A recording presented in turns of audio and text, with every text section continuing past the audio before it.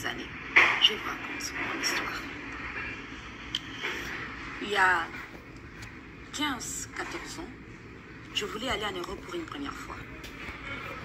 Alors je contactais un ami à moi parce que lui, il était déjà très souvent là-bas avec toute sa famille. Il m'a escroqué pour les démarches et tout ce qui va avec. Là, je ne savais pas encore que c'était aussi facile que je l'ai su quelques années après. Il m'a escroqué. Pourtant, j'avais vendu ma voiture. Et là, toujours, je ne savais pas qu'il m'avait escroqué. Il m'a dit, bah, ça arrive, nanani, on peut retenter une deuxième fois. J'ai encore mis de l'argent, il m'a encore escroqué. J'étais mal, en fait. Et il n'y avait pas que ça. Il y avait des événements qui se suivaient, en fait. Il y avait vraiment, en fait, un cocktail très noir qui s'est passé dans ma vie. C'était incroyable.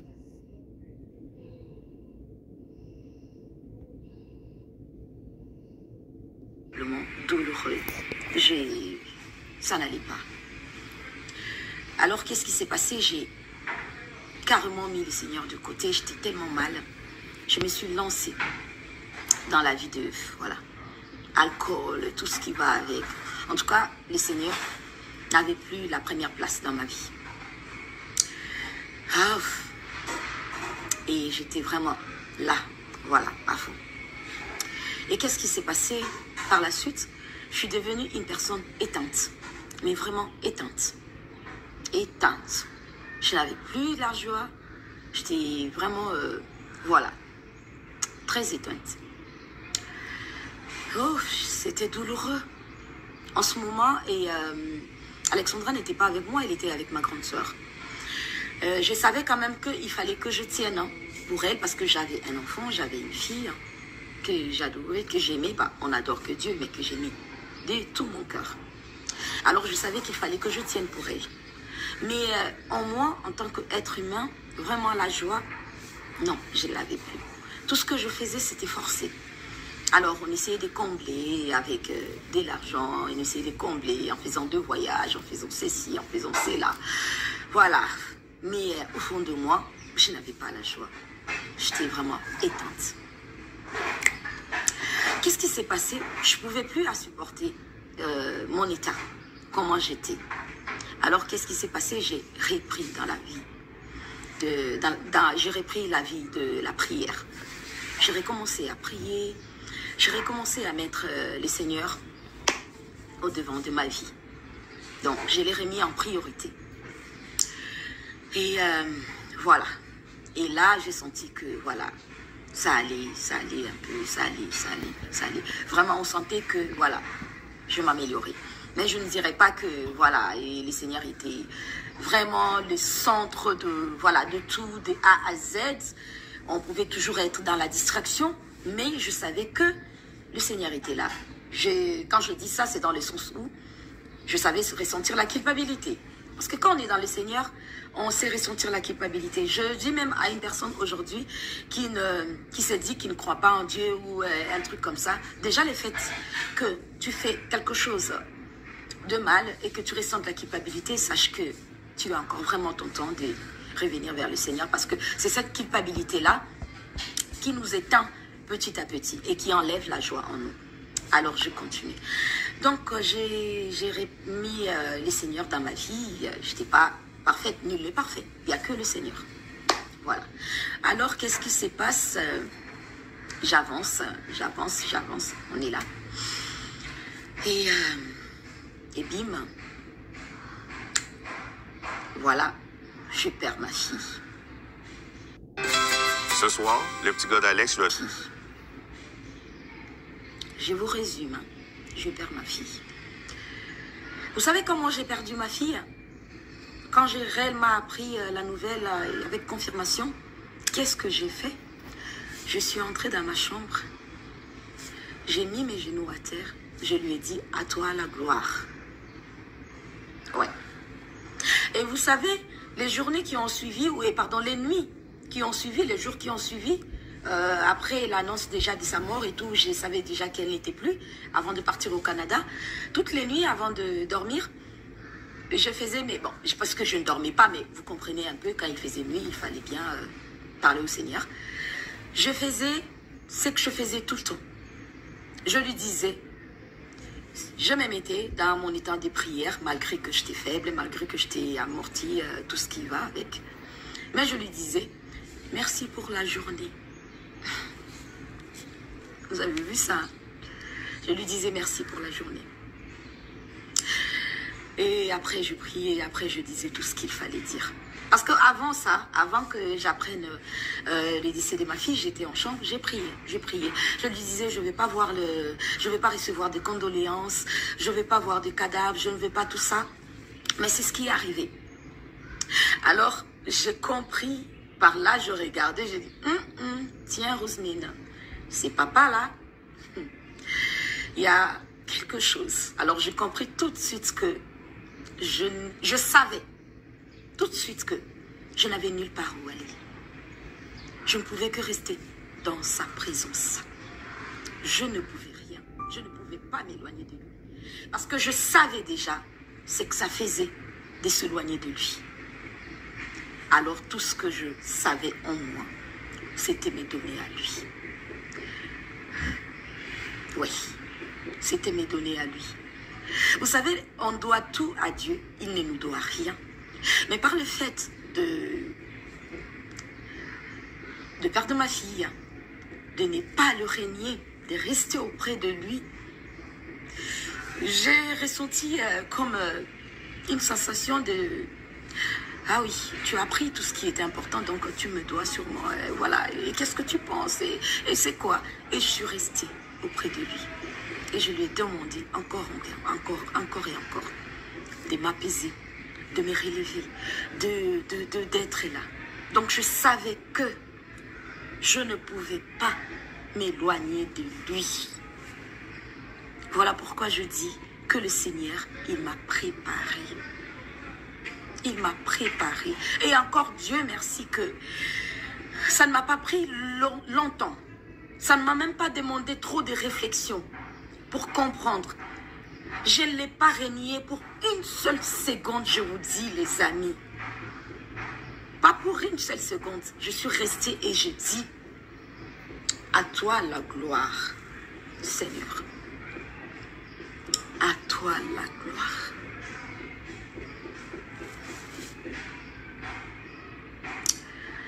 Et voilà pourquoi aujourd'hui, j'ai compris aussi que le Seigneur dans tout ça a voulu l'exclusivité dans ma vie. Il est jaloux. Il ne m'a pas voulu à moitié. Oui. Il ne m'a pas voulu à moitié. Il a voulu que je sache que il est le seul qui peut réellement donner la joie à mon cœur, apaiser mon cœur et tout ce qui va avec. Donc, il a voulu ce rendez-vous ultime. D'ailleurs, je dirais à quelqu'un ici, n'attends pas le rendez-vous ultime. Mais ce qui est bizarre, c'est ultime. Quand je dis le rendez-vous ultime, ça veut dire que une douleur frappe tellement à ta porte qui t'amène auprès du Seigneur, encore vraiment à 100%, où tu ne regardes rien et que tu ne le regardes que lui. Et c'est là le rendez-vous ultime. Voilà. Là, tu es focus, tu es focalisé et tu le regardes que lui. Et c'est là qu'il te parle.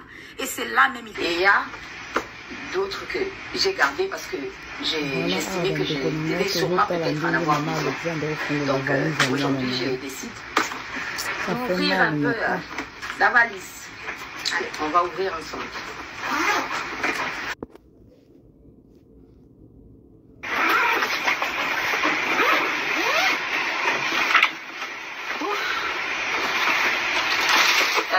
C'est son sac de laptop.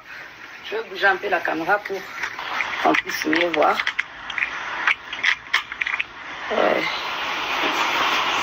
Là, c'est le sac de laptop. Hein. C'est un carnet. Vide. Bah, je vais devoir écrire beaucoup de choses ici. Je raconterai l'histoire. Ah, là, c'est sûrement là où on faisait ces vidéos.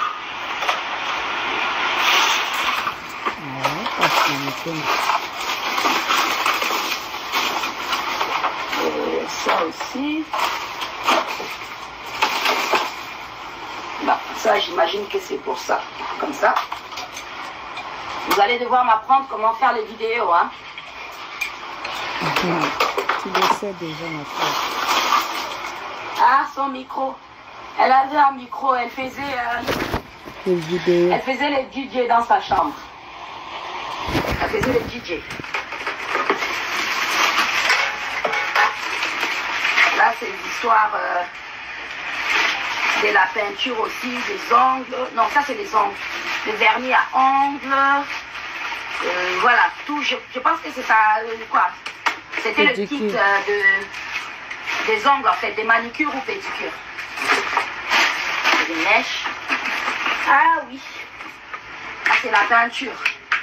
Elle faisait la peinture, hein. Elle faisait la peinture.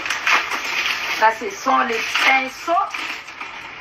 Je crois que je vais devoir apprendre comment faire, comment peindre. Ça, ce sont les boîtes avec les peintures et les pinceaux. Et là, je crois que c'est là où elle posait les tableaux, hein. Regardez les tableaux qu'elle avait peints. Ah, coucher de soleil. Et là, c'est deux tableaux tout neufs qu'elle n'avait pas encore utilisés. Elle comptait sur ma peindre encore ici. Ça, c'est le truc que je l'avais trouvé sur son lit. Je crois que son nounours, sûrement, elle lui faisait un bisou avant de dormir ou le matin. Ça, c'est son kit, son truc où elle voyageait avec, en fait. Là où elle mettait le passeport. Bah voilà. Son passeport et sa carte jaune. Ça, quand elle voyageait avec. Si vous regardez sur la vidéo où elle est venue là, elle avait ça en main. C'est avec ça elle voyage. Et voilà ça, son livre de catéchisme. Et voilà, gloire à Dieu. Chrétienne. Ça c'est, je l'avais sorti dans son truc, son tiroir. Une petite qui était, voilà, une chrétienne, une vraie chrétienne.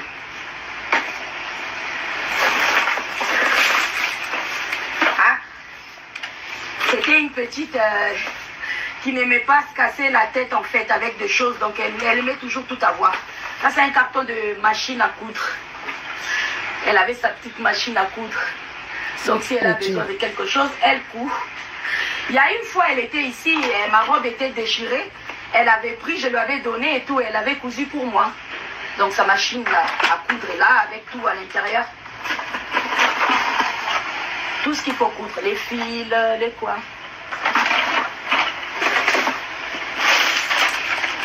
Là, sont ces mèches. Vous savez qu'elle était nappie et tout, elle aimait bien ces histoires frisées là. Voilà. Ça, je crois que c'est toujours pour les cheveux, hein.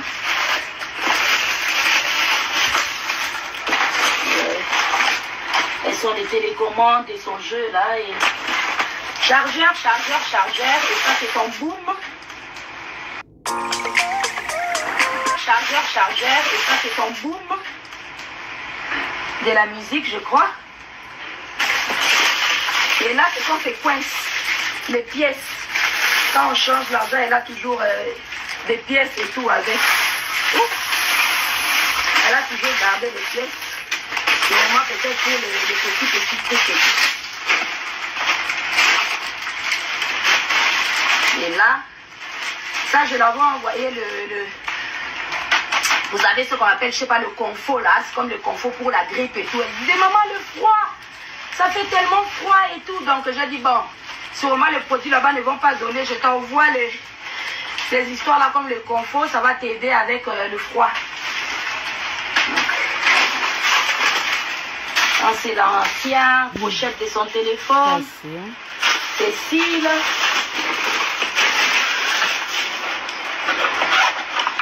Voilà.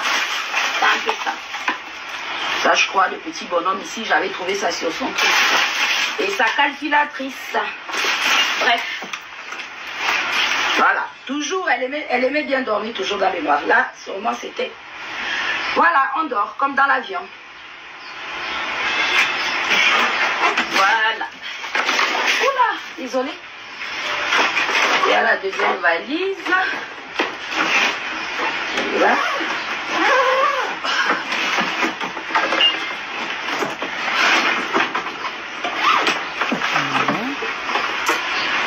Ah oui.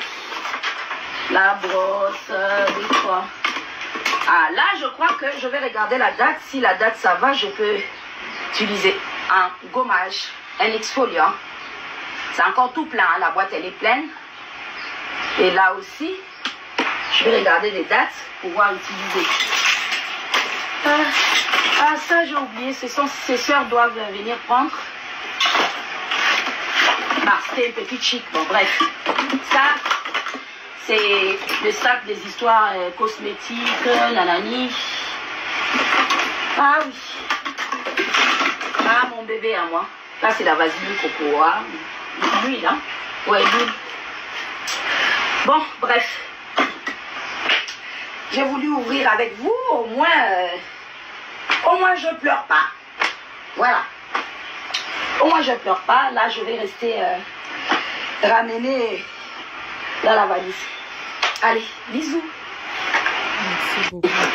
Il y a les histoires d'Alex que j'avais données à ses sœurs et de part et d'autre. J'ai fait cadeau et tout. Et il y a d'autres que j'ai gardées parce que j'ai estimé que je devais sûrement peut-être en avoir besoin. Donc aujourd'hui, j'ai décidé d'ouvrir un peu la valise. Allez, on va ouvrir ensemble. Fort, fort, ma soeur.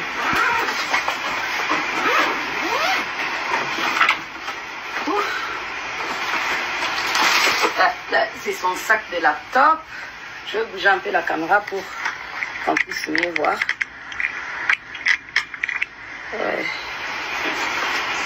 Là, c'est le sac de laptop. Hein. C'est un carnet vide. Bah, je vais devoir écrire beaucoup de choses ici. Je raconterai l'histoire. Ah, là, c'est sûrement là où je faisais ces vidéos.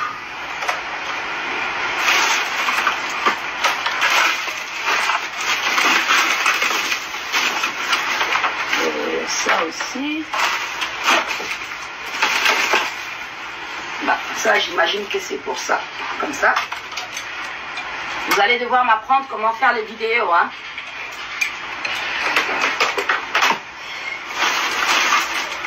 Ah, son micro. Elle avait un micro, elle faisait les DJ dans sa chambre. Elle faisait les DJ. Là, c'est l'histoire de la peinture aussi, des ongles. Non, ça, c'est les ongles. Le vernis à ongles. Voilà, tout. Je pense que c'est ça. Quoi? C'était le kit des ongles, en fait, des manicures ou pédicures. Des mèches. Ah oui. Ça, c'est la peinture. Elle faisait la peinture, hein. Elle faisait la peinture. Ça, ce sont les pinceaux. Je crois que je vais devoir apprendre comment peindre. Ça, ce sont les boîtes avec les peintures et les pinceaux. Et là, je crois que c'est là où elle posait les tableaux. Hein. Regardez les tableaux qu'elle...